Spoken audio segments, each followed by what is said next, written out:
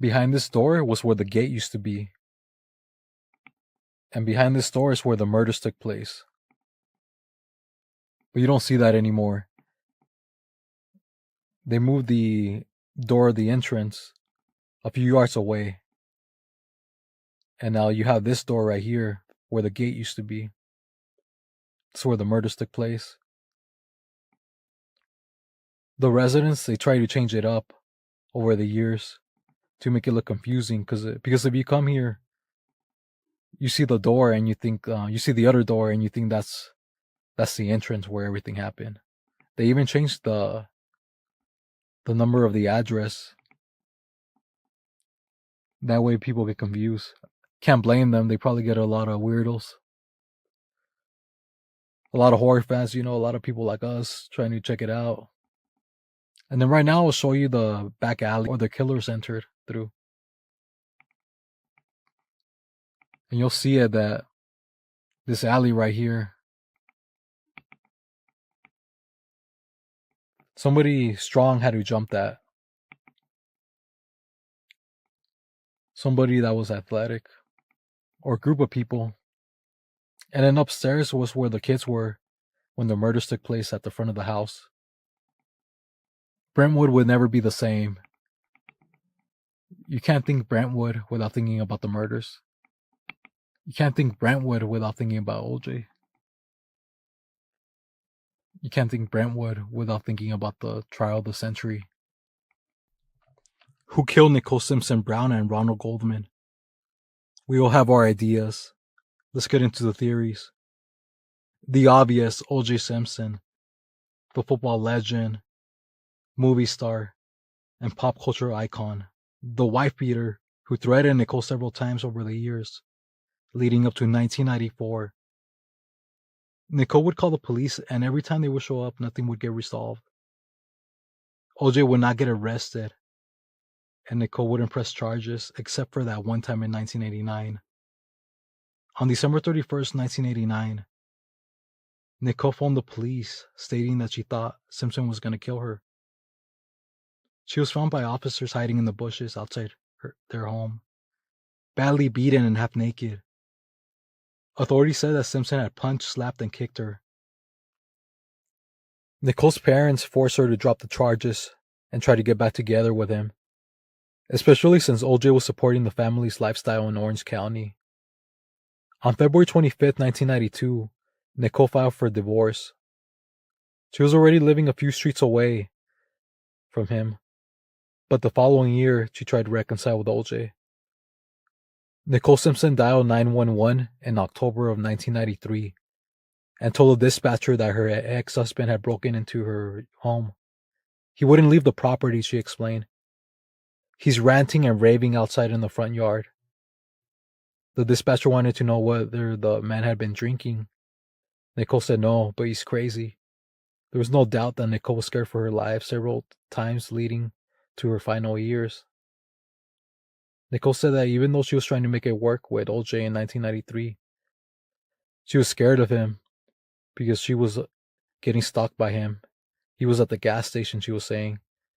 He would appear anywhere she was hanging out with her friends. Nicole Brown met 25-year-old restaurant waiter Ron Goldman 6 weeks prior to their murders. According to police and friends, they had a platonic relationship, occasionally meeting for coffee and dinner. According to some other people, it was more than platonic. But we'll leave that to speculation, I guess. On June 12, 1994, was the night that Brown and Goldman were stabbed to death outside her home. Their bodies were found shortly after midnight. Nicole was lying in the fetal position in a pool of blood, and an autopsy determined that she had been stabbed 7 times in the neck and scalp, and she had sustained a 14-centimeter long gash across her throat, which had severed both her left and right arteries. It was so bad, the cut on her neck, that she was nearly decapitated. She also had defensive wounds on her hands. Ron Goldman also had defensive wounds in his hands, arms, and he was stabbed a bunch of times as well. Ron Goldman was a model and an aspiring actor who had planned on opening his own restaurant or bar in the future. It seems like maybe there was a struggle when OJ was allegedly attacking Nicole Simpson, and Ron Goldman stepped in. Or the other speculation was that Ron saw Nicole get murdered and he was trying to defend himself. Here we go with the evidence that it was OJ. First, the bloody glove that was found outside of Nicole's condo had Nicole's blood and Ron's blood. The other glove found outside OJ's house in the yard had the same blood. Should have been a no-brainer. But then we have Officer Furham, who was the one who found the glove at OJ's place. The same cop who was a racist and lied under oath. Was this planned for OJ's takedown? And you gotta consider, the glove, when it was tried in trial, did not fit. Cochran famously said, if it doesn't fit, you must acquit. According to the testimony of Cochran's right-hand man, they told OJ not to take his arthritis medicine for 2 weeks, so his hands would get swollen. It also didn't help the prosecuting team when the gloves were already shrunk, due to the fact that the police department had to keep it dry to use it for evidence. How about Nicole and Ron's blood found inside the Bronco and the door handle of the Bronco? How to explain that? More planning by the racist officer Furham? And why was OJ leaving that night to Chicago? Or the fact that he had claimed to cut himself that night in Chicago, the same night as the murders? How about the blood found in his clothing at his house? Maybe OJ was covering up for somebody. And this is where we jump into the second theory. OJ had a son from his first marriage, Jason Simpson, who was suffering from something called intermittent explosive disorder. I know some people might speculate that this is a bullshit theory, but just hear me out a little bit. Intermittent explosive disorder is repeated sudden bouts of impulsive or violent behavior. Somebody could just snap and get aggressive. Is this what could have led to the murders? Jason Simpson was accused of trying to stab one of his co-workers a few years before. December 1992, Jason was arrested for attacking his then employer with a knife. According to UPI, court documents show that Jason assaulted restaurant owner Paul Goldberg. Not only did Jason threaten him with a knife, he hit him using his hand and feet as well. Jason was then charged with 3 felony counts of assault and battery, but pleaded guilty to a reduced misdemeanor charge of disturbing the peace. He received 2 years probation and 10 days of community service. He had a storage that he didn't pay for a while, and all the things were taken eventually. According to former detective Deere, who wrote a book on Jason being the killer back, I believe, in 2011, he said there were several boxes inside the storage, diaries, and a knife, as well as a picture of Jason wearing a Nick cap, similar to the one authorities found at the crime scene. In these pictures, Jason is next to his dog. The Nick cap at the scene had traces of human and canine blood, but was never tested for DNA. Deere says the police have no interest in testing the cap now. The knife found in the storage was the same type of knife used in the murders, even though a weapon was never recovered. Jason had also allegedly physically assaulted 2 of his ex-girlfriends. He grabbed me and pinned me down on the bathroom floor. Then he grabbed for my braids. He started whacking off my hair with his chef's knife, says one of the women in the book. That same woman told Deere that 2 months before the murders, Jason told her he was no longer taking his medication. Apparently this messed with his head. Deere thinks that Simpson took the blame for his son and spent decades covering up for him. Jason wrote in his diary in 1994, which was the year of the murders, "A knife cuts away the parts of something not needed. This is the year of the knife for me." If Jason wasn't guilty, why did OJ hire a defense team for Jason after the murders? Jason was never questioned by the police and was never ruled a suspect. What would be his motive? The fact that Nicole didn't show up to the restaurant where he was a chef at for that family dinner that one time? Did Jason kill Nicole and Ron? Did OJ take the fall for his son? Or maybe the third theory or speculation. Do you think OJ and Jason committed the murders together? Would it have taken two people to commit the murders?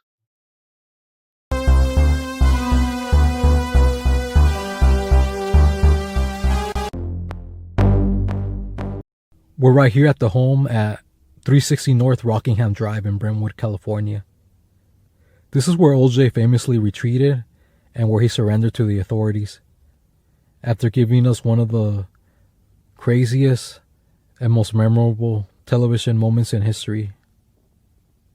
And this is the place where he came after he was acquitted. Let's get into the history of this place. Simpson bought the home in 1977 for the amount of $650,000. Him and Nicole Brown Simpson were married at this place in 1985. In 1997, Simpson had to put this 5-bedroom home for auction, and he had to sell it to the bank for $2.6 million. A year later, in 1998, an investor bought the property for $3.95 million. But this new owner had to change the address because he didn't want it associated with anything having to do with OJ. It's now, quote, 380 North Rockingham Drive. And it was eventually sold in 2005 for the amount of $13.6 million. So I already went over the next section, but I'll briefly talk about it again. At the end of 1989, Nicole Brown Simpson claimed that the police had visited her and OJ's house 8 times due to domestic violence, and they didn't do anything about it. On December 31st, she phoned the police stating that OJ was going to kill her, and the police eventually found her in the bushes outside the house. She was badly beaten and half naked. OJ eventually pleaded no contest to spousal abuse. He was given 2 years probation, 120 hours of community service, and he donated $500 to a women's shelter. In 1992, Nicole filed for divorce, claiming differences. And in 1993, Brown and Simpson tried to make it work again. But Nicole Brown was getting scared because she was saying that he was stalking her wherever she went. He was always around. Was basically acting like a creep. They broke up again permanently in May 1994. The following month, Nicole would be murdered. In total, during the prosecution for the Simpsons trial, there was 62 incidents of abusive behavior by Simpson towards Brown. Nicole Brown Simpson and Ron Goldman would be killed on June 12, 1994. A couple days later, on June 17th, OJ was supposed to turn himself in. He didn't turn himself in to the police at 11 a.m. like he was supposed to on that date. The police called OJ's lawyer at the time, Robert Shapiro, who ended up telling the police the address where he was located at. When the officers arrived to the house, OJ was already gone. He had left with his former college and NFL teammate and one of his best friends, Al Cowlings. LAPD declared OJ a fugitive, and the chase was on at 6 p.m. that day. During this time, OJ called 911 from a cell phone inside the infamous white Ford Bronco. The white Ford Bronco did not belong to OJ. This Bronco belonged to his friend Al Cowlings.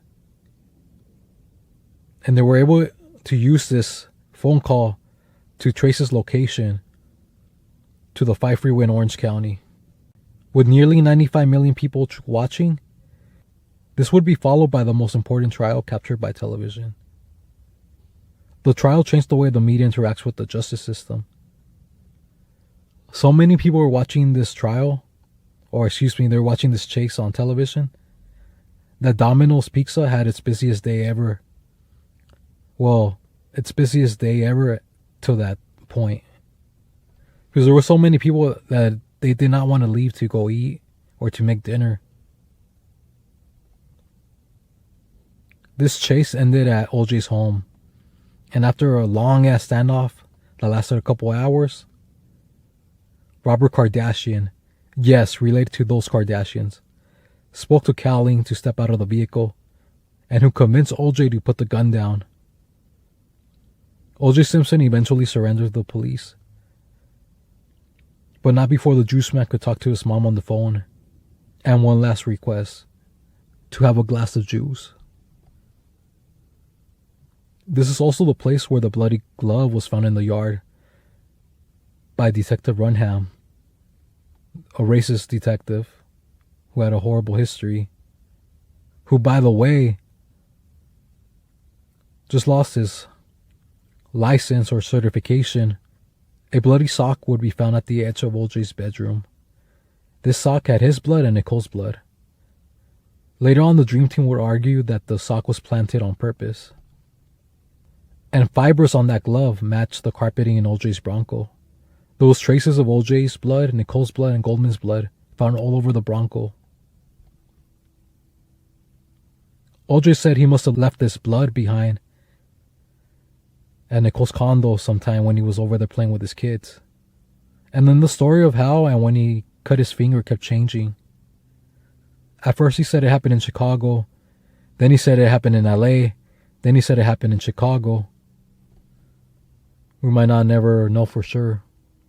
But if you're ever in the Brentwood area, I recommend coming over here to see this and to see Nicole's condo. I'd like to thank all the true crime fans, or the horror fan TV fans, or the horror fanatics for watching this. Subscribe for more videos. Music by Final Girl Synth. Just watch out for the links in the description. Catch you guys at the next location.